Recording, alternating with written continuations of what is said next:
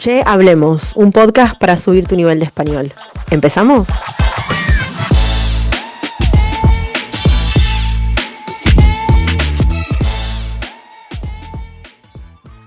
Buenas a todos, ¿cómo andan? Por acá Camila desde Buenos Aires, Argentina, con un nuevo podcast. Como siempre, muy contenta de estar de este lado. Espero que estén disfrutando el proceso de aprender español. Espero que estén escuchando muchos podcasts. El input es súper importante para mejorar el entendimiento, para ampliar el vocabulario y aparte es algo que fácilmente podemos asociar con la rutina. Yo puedo escuchar un podcast mientras estoy en el tren al trabajo, mientras cocino, mientras me baño. em, Mientras camino con el perro por el parque, mientras estoy en el gimnasio. O sea, hay muchos momentos en los que puedo simplemente poner auriculares y escuchar un podcast. Y eso va ayudando, va colaborando en ir avanzando con el español, con el nivel de español e ir alcanzando un estrato donde estamos más fluidos, donde tenemos más vocabulario, donde disfrutamos la interacción. Así que sin más preámbulos, vamos a arrancar.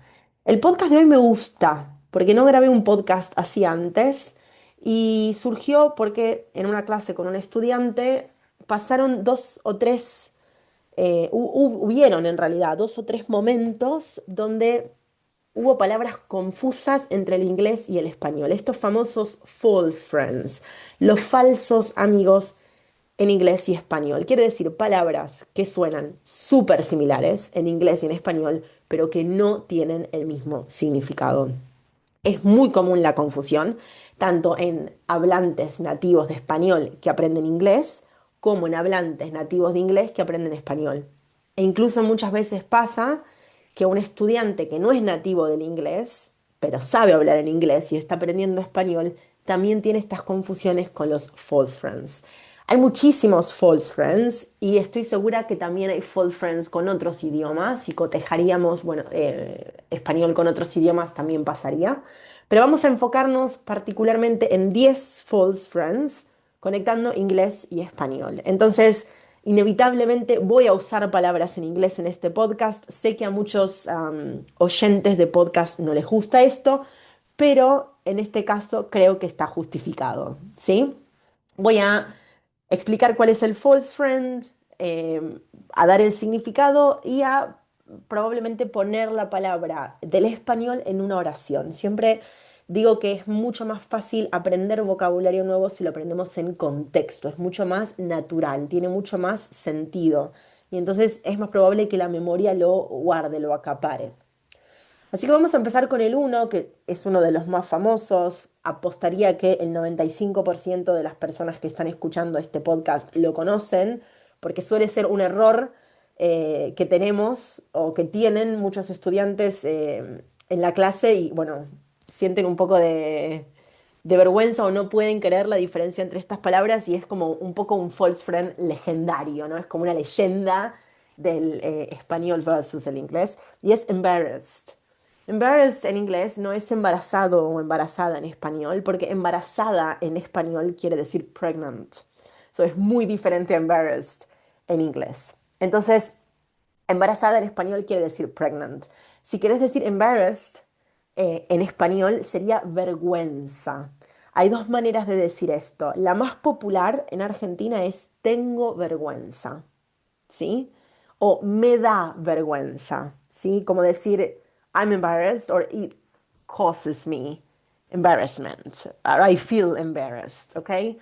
Por ejemplo, puedo decir cometí un error en mi clase de español y me dio mucha vergüenza. Cometí un error en la clase de español y me dio mucha vergüenza.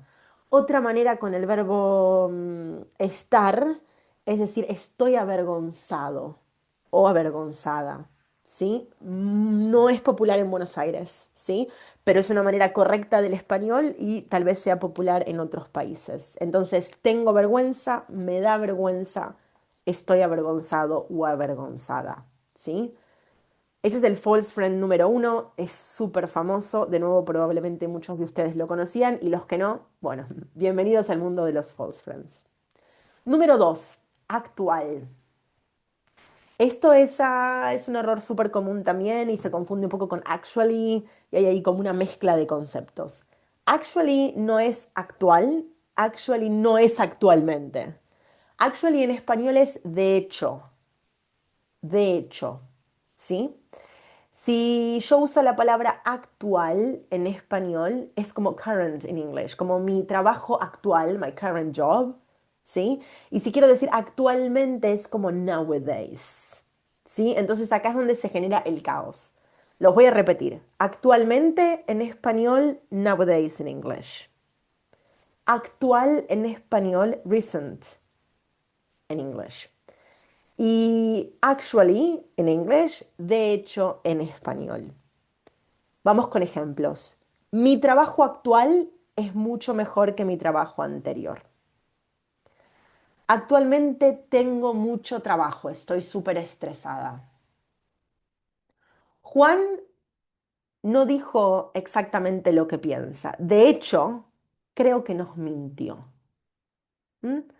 Entonces acá tenemos un buen paquete de palabras confusas. Esto te invito a volverlo a escuchar y a crear tus propios ejemplos. Una buena sugerencia con estos false friends, como yo te estoy dando ejemplos con cada una de estas palabras, una excelente idea para ayudar a tu memoria y al afianzar los conceptos, es que vos crees tus propias oraciones con estas palabras confusas, ¿sí? Y que las escribas. Si las escribís, puff, todavía mucho mejor. Vamos con el tercer full friend. Asistir. Asistir no es assist. ¿M? Assist en inglés es ayudar en español. ¿Sí? Voy a ayudar a mi mamá con las cosas de la cocina. O una persona tuvo un problema en la calle y yo la ayudé. ¿Sí? I assist them. Los ayudé. O la ayudé. ¿Sí? La palabra asistir en español, que es el false friend, en inglés es attend. Por ejemplo, asistí a la Universidad de Medicina durante todo el año pasado. ¿Sí? Entonces, asistir no es assist. Este false friend, uff, hay muchos errores en las clases con este false friend. El número 4 es definitivamente uno de los false friends que más corrijo semanalmente y atención acá, incluso en estudiantes nivel intermedio y avanzado. Es un false friend que vuelve a aparecer una y otra vez y es realize. Realize en inglés no es realizar en español. Realizar en español es carry out or do. Por ejemplo, en mi compañía el mes pasado realizamos un proyecto súper grande sobre el medio ambiente. Realizar o realizar una tarea, ¿sí? To realize en inglés es darse cuenta en español y es reflexivo, ¿sí? No me había dado cuenta que estabas hablando conmigo. No me había dado cuenta que estabas hablando conmigo. Y acá te voy a dejar una tarea extra si de verdad querés mejorar con este verbo. Necesitas escribir al menos 10 oraciones en distintos tiempos verbales que tengan el verbo darse cuenta. Me doy cuenta, te diste cuenta, nos dimos cuenta, se dieron cuenta. ¿Sí? Es reflexivo, compuesto, darse cuenta. Eh, Muchos errores tienen los estudiantes con este verbo. Es normal si te confunde. Así que acá te doy una tarea extra.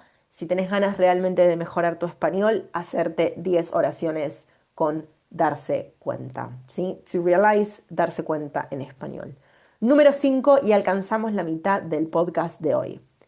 Sensible en español no es sensible en inglés. Y eso es una locura. Me acuerdo cuando yo estudiaba inglés, pues sigo estudiando inglés, creo que soy una estudiante de inglés lifetime, like para toda la vida. Sensible en español quiere decir sensato o razonable. ¿Sí? La palabra sensible en español quiere decir sensitive en inglés y está relacionado con las emociones. ¿Sí? Una persona sensitive es una persona sensible en español. Versus una persona sensible en inglés es razonable o sensata en español y me encantan las personas sensatas personalmente. Espero y trabajo en ser una persona sensata. Bien, Vamos con la número 7, entrando en la segunda parte del podcast. Y acá tengo dos sustantivos, el 7 y el 8, los dos son sustantivos. El número 7, ropa versus rope.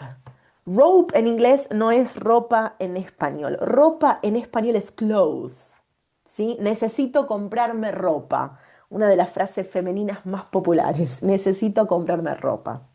Rope es soga o cuerda en español. Soga o cuerda. ¿Mm? Número 8. Carpeta no es carpet. Carpet del inglés en español es alfombra. Es como rug, cover, carpet, alfombra. Mi amiga tiene en el living una alfombra roja espectacular. La carpeta significa folder, donde hay papeles, ¿sí? Por favor, guarda estos documentos en la carpeta. ¿Sí? Así que completamente diferente carpeta de carpet. Me voy al número 9, me gusta mucho, es un verbo. El verbo record no es recordar.